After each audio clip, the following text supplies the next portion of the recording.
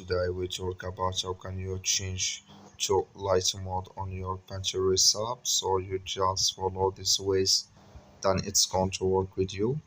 To enable light mode on your Pinterest app, just go down here, click on this sign down here.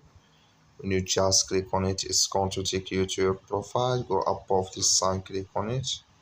So then it's going to show for you a list like this here. Click here on settings, then it's going to take you to this list. It's going to show for you like this here.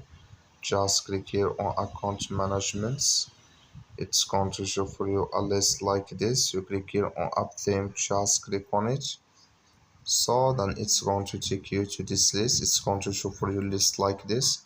Click here on light, then it's going to change with you to Pinterest, to light mode on your Pinterest app. That's all you have to do. Thank you for watching. Don't forget to support us by liking, subscribe.